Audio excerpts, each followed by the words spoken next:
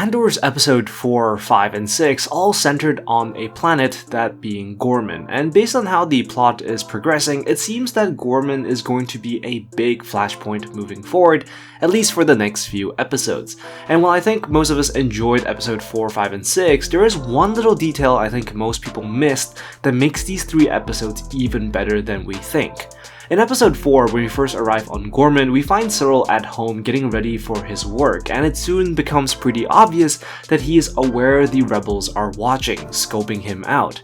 As he exits his house, we see that on his shelf he already has 2 spiders, the very same souvenir that tourists buy at the town square. I'm not a tourist, you know it. Now, this obviously indicates that he's had 2 prior brief contacts with the front, likely as a means of planting the bait. And much of these 3 episodes was really about this espionage, this back and forth as both sides try to manipulate and figure each other out.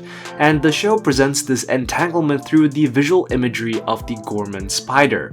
Over countless movies and shows, spiders have always been used as a metaphor for espionage and spies, and in the case of this show, it's really no different. In fact, the show actually gradually builds the metaphor as the plot moves along, using the symbolism to reflect the growing complexity of the scheme. When we start with Syril, we see the visual symbolism on his shelf, and as he leaves the house, he sets a trap for the rebels, and the singular white, somewhat translucent string is actually reminiscent of a spider web. Just like the entire planet, which is characterized by the silk-weaving spider, Syril here is setting one of his own as part of the ISB's elaborate plot to bait the Ghorman front. It's also no coincidence that this is exactly how spiders hunt their prey, setting webs that when triggered inform them that a prey has been snared. And so Syril's little string here is precisely a metaphor for the trap that the ISB is setting for the Ghorman rebels. And when Syril discovers that the string is broken, much like the spider, it informs the hunter that their prey has been caught. After Syril discovers that his apartment has been broken into, we see Syril unravel the message that he received from the Ghorman rebel, and as he does so, you can see that he's untangling a string around the spider, which metaphorically can also be seen as Syril himself catching a spider in his own web. In other words, symbolizing that the Ghorman front has fallen for their first trap. Another thing to note is that as the ISB plot progresses, simultaneous to the rebels planning to steal the weapons, we get this lingering shot of the actual Ghorman spider sitting inside a glass container, spinning a web of its own.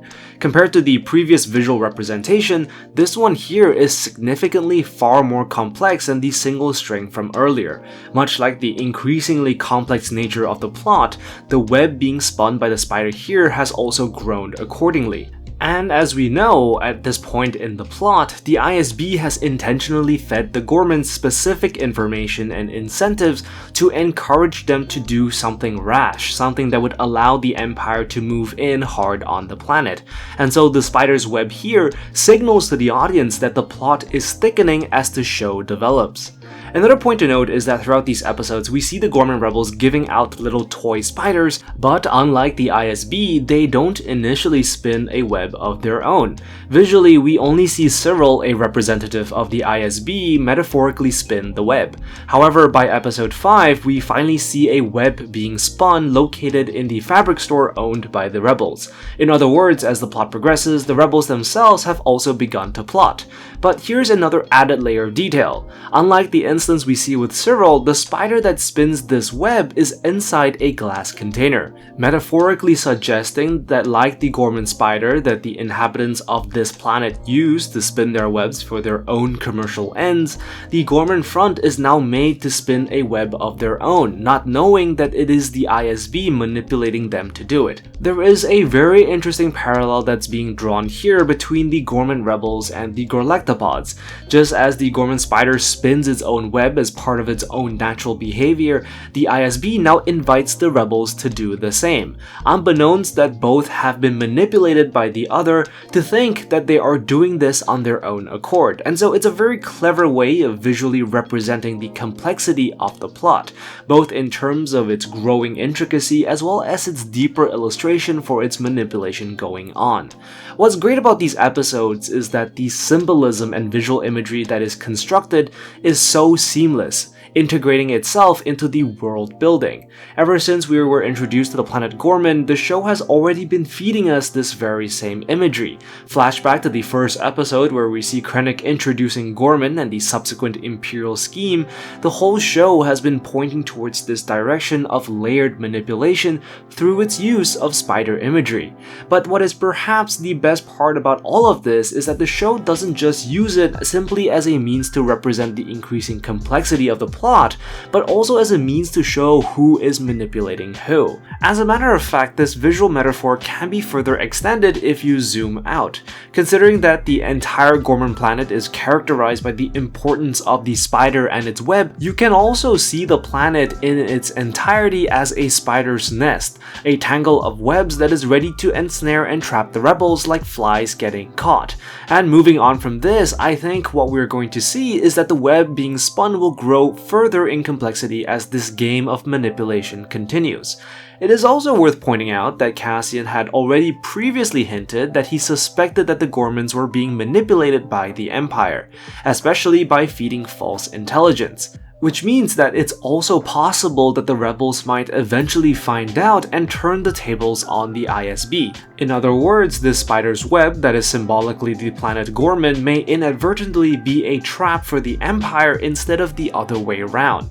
There are already signs of this possibility, as in the 6th episode, we see Luthen and Cassian discuss the Ghorman issue and its potential impact on a galactic-wide rebellion. Now, Cassian is hesitant to get involved with the planet as he is wary of the danger and the potential consequences, but Luthen seems pretty set on using Ghorman as a means to ignite a rebellion. Leveraging Ghorman's prestige and status as a core world, an open rebellion there would be a major blow for the Empire and a signal for the rest of the galaxy. Now, while it is true that it is unlikely that rebellion on Ghorman would succeed, as Luthen hints towards, explicit success isn't exactly necessary. So long as Ghorman burns, the rest of the galaxy may be incentivized to call up arms. It creates a point that if an established planet such as Ghorman can be burnt under the Empire, so can the rest of the galaxy. In other words, as the ISB spin this web as a means to catch the rebels, they may not have realized that they are spinning the very same web that would trap themselves. You can sort of visualize this as a triple layer of manipulation, with the Empire constructing this elaborate trap for the Ghorman front, and Luthen, once he finds out, letting it happen so that he may use it to trap the Empire. So as the show progresses, it's going to be very interesting to see which spider comes out on top, and to see who is going to get caught in whose web. I really do think that this game of spycraft is only at its beginning, and so it'll be really exciting to see how this will eventually develop into the rebellion that we know today. Anyways, that's all I have for this video. I really wanted to point this out as I thought this was a really clever detail that the writers put in. So let me know what you think in the comments down below. Be sure to like and subscribe, and I will see you in the next one. I am the Lost Acolyte. And I have spoken.